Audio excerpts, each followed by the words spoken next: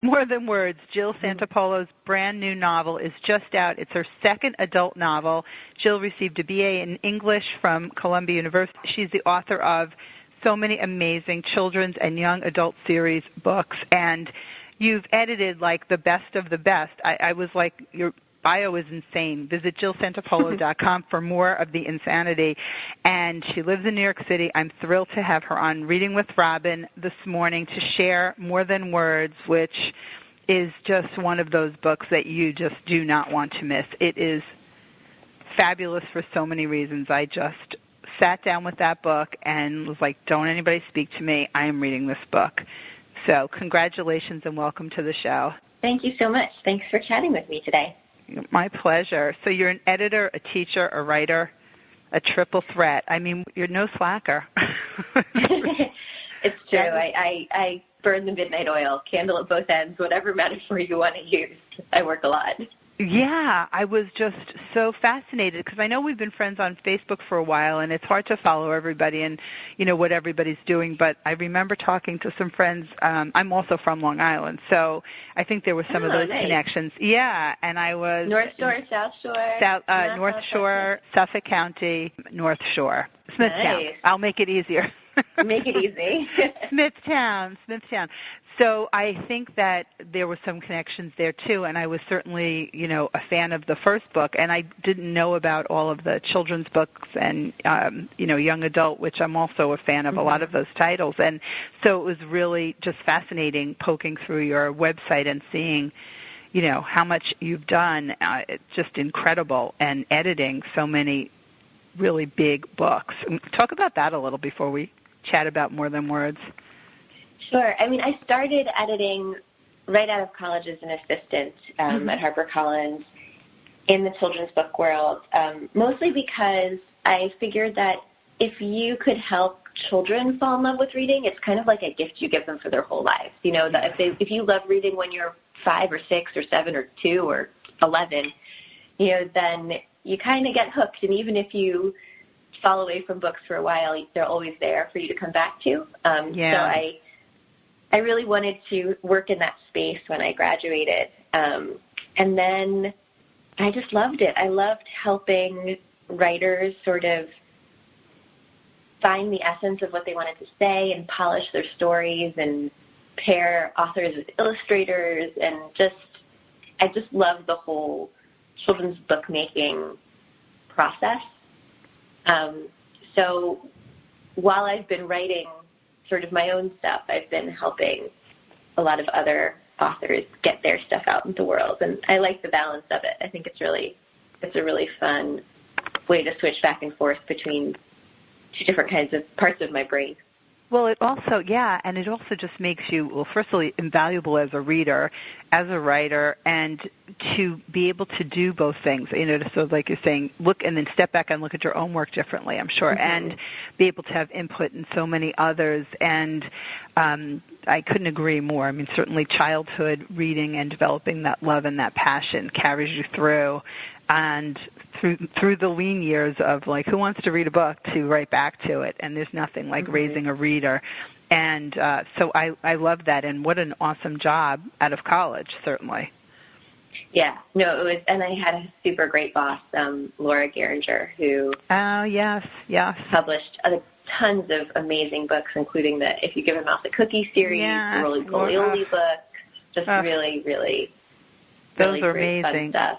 We just went to a baby shower. Yeah, I love bringing children's books to baby showers. Those are like my favorite baby gifts. And I just brought, if you bring a dog a donut, I think. I mean, Mouse a Cookie was the original, and they've gone on. There are animals and food combinations that I am unaware of. Like, there are many.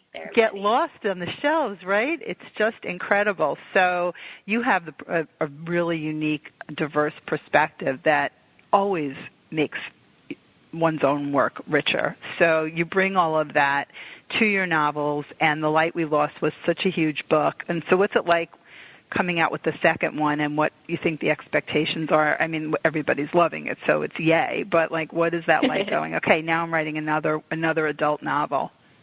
It was a little scary, to be honest, because I knew that there were people out there who really liked the first one a lot. You know, I get I get messages on Instagram and Facebook and Twitter and through my website, email, from people who just tell me how much they really love my book, which is the most amazing messages to wake up to in the morning, Oh, but yes. I felt a real responsibility not to disappoint those people. And I really, really hope that the people who liked The Light We Lost like More Than Words.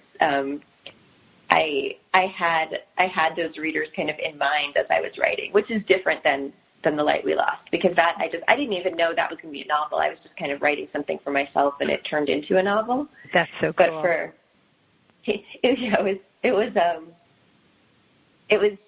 it was a fun sort of experiment. I didn't know if I could write for adults. I didn't know, if that was a place that my voice would work or my brain would work. So I was just kind of experimenting. And there you have it, right? The Light We Lost, and a book is such an immediate connection with readers, and it's like one of those standout, like everybody was saying, read this book. I mean, I just remember that's all I was hearing. I mean, it was one of those, then people were like, wait, the light. When light is in a title, it can get people a little, right? I mean, but that was all just all over the place. So when this one came out, I always wonder, what that feels like, and it sounds like you addressed that and really felt this sense of giving readers more to be thrilled about. And I mean, I love it. I hope I did it. Well, Thank you. In my opinion, for what it's worth, I think, and of course I kept thinking about this title, which is so beautiful, and it's something that in this family we say, you can just not even love somebody more than words. I mean, what's more than words? Like how much is just, you can't even put it into words. So the title, it's unexpressive. Yes, exactly. Just impossible. Just so, then that's what we write a lot of times. I love you more, because there's nothing to say. There's just, right? I can't even explain it because there's so much love, and there's so much in this book and will be for this book. And I was thinking about, too, writing. I mean, aside from the obvious, some of the sex scenes or language, the difference in writing for children or adults, does it give you a different, I suppose a different freedom to write differently, or is there a sense of, then the young adults sort of grow into, obviously adults, as it goes, and then they pick up your books and say, wait, Miss Jill wrote this? Or, how does that work? Yeah, so I think, I got a photograph once of a mom and her two kids, and each of the kids was reading one of my children's books, and she was reading The Light We Lost. I love that. Photo, and it was super, super cute. And I think people recognize that The Light We Lost looks very different than the Sparkle Spa, so I hope that nobody buys The Light We Lost for their 10-year-old. If not, you put it away for a little week, a few weeks, and a little while, they'll grow into it. Right. No, but I think what's really been interesting for me to see is, when I wrote the Sparkle Spa series or the Alex Flint books or Follow Your Heart, I sort of had in my head, let's say for Sparkle Spa, that, okay, this character is 11. Right. So anything that you experience after 11 is totally not even going to come into this book at all. Mm-hmm. So I was sort of using this limited piece of my experience, of life as a human, and sort of saying, okay, well, there can be friendship drama, there can be sister drama, there can be school drama, there can be, after-school activity drama, but everything sort of has to be in this place of things that happened before you turned 12, And then in writing The Light We Lost and More Than Words, both, I felt like I was able to use more of my own experiences from the time I was, 12 until I was 37, and then also use the experiences from the time you're, little to 11. So I was able to call on a lot more emotions and and think about a lot of other sort of aspects of life that I couldn't write about in a children's book because it just wouldn't be appropriate. It really gives you such a wide range. And also when you're thinking back and you're calling upon your memories for, where you were at and where your head was, or something that happened at a certain time to evoke an emotion, do you go down that rabbit hole of like, wait, I forgot this, or like trying to remember, or asking family members, did this, like, do you do that, or you just, I got to think that that's such a trip down memory lane to, to be able to draw from that. The only time I did it actually was with The Light We Lost, when I called some friends from college and said, do you remember what we were doing on September 11th, 2001? Mm-hmm. Do you remember, is this memory that I have the same as the one you have? And did was we it actually for do the most this? part? Did we actually do that? Yeah. It was for the most part. I think that there were some people where they were like, oh, I didn't remember that piece, but I remember this piece. And, different things stuck out in our brains in some senses. But a lot of it, too, they were like, yeah, that was right. That's what we did. That's where we went. That's what he said. It was my last year of college. Oh, that was your last year? Okay. I'm like, I can't do math that quickly. There is some sense of, I know for other situations, we've gone back through our college friends to try and piece together fuzzy nights of details of what happened it's amazing what the stories you get and the perspectives, but you were able to call on that and put it together pretty well, it sounds like. Yeah, or at least sort of know, all right, this is generally what I could say, and it wouldn't be an incorrect experience. It wouldn't be totally out of left field. Because that's always my goal with The Light We Lost and with More Than Words, which they're both set in New York City during particular time periods where, people were living lives then. And my goal is always for someone who has lived this experience in this place to read the book and think oh, that could have happened. Yeah. Sure. Yeah, that person could have been there. That would be a memory of that thing. Yeah, it resonated so deeply with me, and I was looking through my notes because I read it not a long time ago, but a couple of months, I think, and I remember thinking about, who we sort of are and who people think we are, and being our authentic selves, and also a big theme too is living the life our parents dream of, and how to sort of reconcile that. There were just a lot of things, and taking a safe path, and always secrets. That's the best part of a book, I think, are the secrets and what they're going to be. Did you know at the beginning of this? I mean, where did you start the story, and what do you want the readers to know? Because it's just out, and it's More Than Words. I'm speaking with Jill Santopolo. Am I pronouncing your name correctly?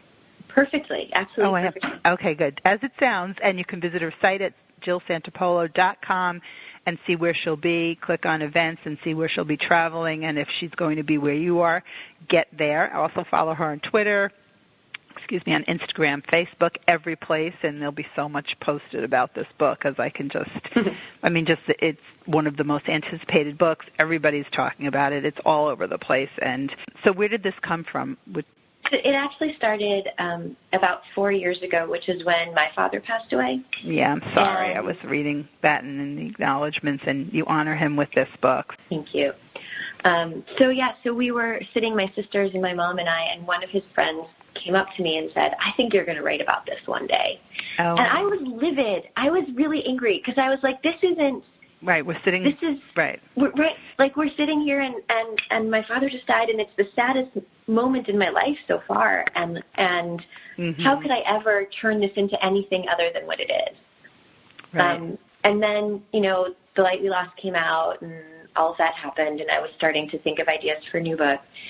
And literally every idea I came up with, the father died. Anything I started writing, somehow the father died. And I was like, okay, well, I guess this is, in the same way that The Light We Lost, the kernel of that was a horrible breakup that I was trying to sort of write my way through. This, I think, that experience had just really permeated my heart and my head, and I wasn't going to be able to write anything else until I wrote in some way about this. And this book is not about me, and it's not about my dad, and Nina Gregory's father is very much not my father, except for maybe one or two similarities. But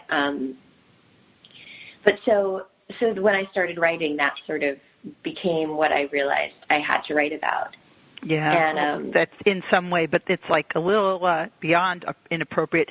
And it's amazing the things that people will say at the most inappropriate times. And some of them sort of come back. I mean, I've had that experience where I'm like, wait, did someone really just say that, or at the time to just process it? But like that's just really that's just. But maybe you knew something that I didn't. You knew something that I didn't, because I did end up, writing about it in some way. Right, but that's not what you want to hear at the moment. At that moment. The things that people say that are comforting. I mean, it's really hard to ever say the right thing, but there are wrong things to say. And like when people put out those lists of things that are comforting or not, you could add to this, like, don't mention that this would make a book one day. You're going to write about this one. But how did you take that part of it, or you were going to write about a father in some way, and all of this, and the storyline? I mean, the Nina Gray, I love this character so much, and I love just the way she's torn between what she thinks is the right path and following her heart and her passion, and that it's not always what we think it's going to be, or being open to that. It was just such a delight to read this book. Well, thank you. I'm so glad you felt that way. But yeah, I think that what I was sort of trying to, or what ended up happening as I was writing was I realized that, like she had always assumed her life would go this particular way, and she had to act a certain way because that's what her father expected of her. And that once he was gone, she sort of started questioning all those expectations and all of her assumptions about who she was and what her life was about, especially when she found out that her father had been, keeping secrets from her for her whole life, and how that changed the way she looked at him. There are a lot of things that people just sort of think of as, well, that's just the way it is. And when you start questioning those assumptions, some really remarkable things can happen. And sometimes you realize the assumption is true, and that's right, and that's what I want to do. But sometimes you realize, like, no, I assumed that, but that's not based in anything other than I assumed that was the case. And there's things that you wouldn't even think to ask. I mean, Nina wouldn't think to ask if things were other than she thought they were. And people, right. Sometimes people with secrets are they think they're protecting their family, or they're mostly often, I think, protecting themselves or their reputation, what secrets can lead you to or keep you from. So I think that's an amazing part about reading a story and imagining where Nina winds up, which, of course, we never give away on Reading with Robin. The show with no spoilers. I always said, this is the show with no spoilers. I like that. Yeah, thank you. And so where does that leave Nina? And I also love talk about some of the other characters. I love the family friends and, the tradition of having brunch at the hotel and all of these, these New York City moments. So talk about some of that. Yeah, that's sort of, the world of wealthy, high-flying New Yorkers is not the circle of New York City that I travel in, but I wish. But I had gotten invited maybe a year or so ago to this huge fundraiser as somebody's, guest or whatever. And I was, sitting in this opulent, gorgeous room at this gorgeous, amazing dinner. And then, the section of the fundraiser started where they were asking for people to make donations.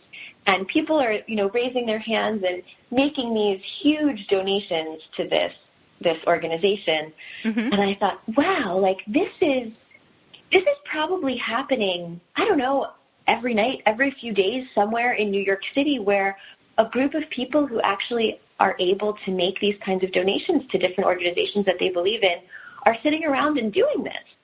Right. And I thought, that is such a fascinating circle in New York. And it got me thinking about how, could I write a character who that's her world and that's the world she knows, and it's not amazing or incredible to her. It just is her life. It's so cool where ideas come from. Did you sneak off to the bathroom and start taking notes, or no? spinning in my head. With spinning. Do you sit well with spinning, or do you get a sense of, like, you won't forget what you're thinking, or it's just enough to jog your memory when you're alone with your thoughts, or do you... I always feel like if it's a good idea, it's going to stick in my brain. And if I forget it, it's because it wasn't that great anyway. Okay, so you've got a sensible way about that. Okay. Yes, I'm comfortable with the spinning. And then I was kind of thinking about all of the big name sort of New York families who you hear about, and who travel in those circles, or even not New York, but like the Hiltons, like the Bloombergs, like even the Trumps, just people who have their family name on something big, and people just know them and they travel in that world. And I thought, well, that would be incredible if I could write this character who is part of a family like that. Right. Who, she says her name and people are like, oh, you're a Vanderbilt. It's like that kind of that kind of a thing. Immediately recognizable. You're Kennedy, like an immediately recognizable name. And then what that would mean for her life, and sort of the idea that that everyone else has formed this opinion of her before they've met her, because they've seen her or her father or the hotels or whatever. And what is that like, the difference between who she is privately or who she is inside, and then the persona that she sort of projects to the media, and the same with her father. So I felt like those Sunday brunches, were a little bit my idea of like, what if you could walk into a Hilton hotel on every Sunday, and Conrad Hilton was there having brunch, and you got to meet him, and that was this like amazing experience every Sunday. It spoke to me in a lot of ways, in a real cozy New York. Even it's so big, but it's such a town, and it's just so many characters, and I like that idea of recognizing a name immediately and having some sense of a person, and certainly more these days because everybody's written about every place. So even if they're not people you're familiar with or you pass by buildings, you're reading about them online, or people are posting stories. So that idea of really what we think we know about somebody and what's really going on, that it's a real person attached to a name, not just this idea I think sometimes of a person. People forget. Right. In, like, celebrity culture, you kind of forget, like, oh, wait, this is actually a real person. Like, and if you say mean things about them online, like, they're going to read it. They're going to read it, right. And they'll feel sad about it, probably. Exactly. And so it's something Nina thinks about, and she's working on a campaign when the book opens. And I thought that was also very interesting because of who she is, but who she is as part of this campaign. It was quite an ensemble cast, which is, of course, where I cast it in my head as the movie version, of course, because I just love the way they work together. And the woman who's I can't remember everybody's name, but who's in charge of the campaign and is irritated with Nina for at certain times. It's like, I'm thinking, do you know who you're talking to? Right. Which I kind of loved that. Right. Yeah. In that structure, Jane is in charge. And there you go. So there's Nina, who's kind of this wealthy young New Yorker who is trying to figure out who she is in the wake of her famous father and her famous family, and then in the wake of the secrets she learns after he dies. And then there's Tim, who's her father's best friend, his college roommate's son, who Nina has known her entire life and loved her entire life, and now they're dating. And if her father hadn't died, likely she never would have questioned whether there was anything else out there, and probably she and Tim would have just gone on their merry way. But after her dad dies, she kind of realizes that there could potentially be something else out there, and she kind of wants to see what that is. And what that ends up being is, her former boss, Rafael O'Connor Ruiz, who's running for mayor of New York. She's been very studiously avoiding being alone with him because she knows she's attracted to him. And who wouldn't be? Sidebar. He's kind of awesome. I was like, who were you imagining when you were writing him? I think I was just imagining, like, if I could create a kind of a person who really feels for other people. and is really thoughtful and is really, gorgeous. I get just, and gorgeous too, yes, gorgeous too, really sexy. But just also just a really sort of open, passionate person. Yeah. Well, you did well. You did well. You done good. Wherever you. And inspiring. He's an inspiring person too. Absolutely. Amazing energy and charismatic. Yeah, just can do, did do, will do kind of person that I would love to see in a powerful position politically.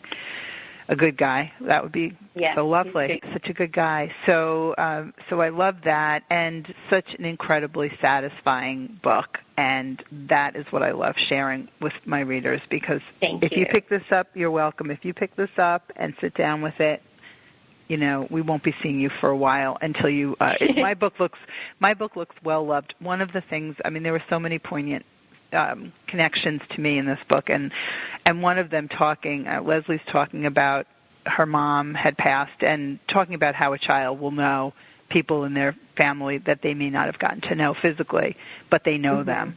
And I love that she talks about putting her mom's picture on Cole's dresser and knows that his name starts with a C to honor her, and things that they talk about where they think, you would think the children had grown up. And I thought that was really beautiful. And you writing this, so you dedicate this to your dad, and you also talked about a Spanish teacher that you wrote in some way. Yeah. So what was that like, and how did you sort of figure out which parts of somebody you'd like to honor in a book in some way, but it's not them, but the essence of them? Right.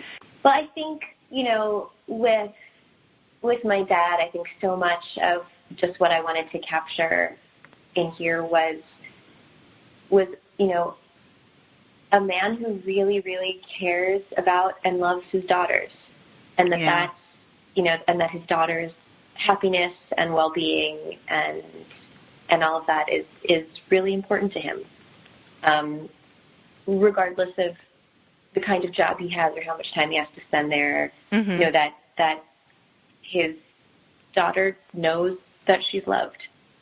And I think that was really the essence that I felt of who my father was, and that's what I wanted to kind of capture in this book. And then I also threw in just some fun details that my sisters, liked that about, the kind of cars he liked to drive or whatnot, that just were a little throwaway, basically just for the people who knew my dad as like a little well, that's special fun. Thing.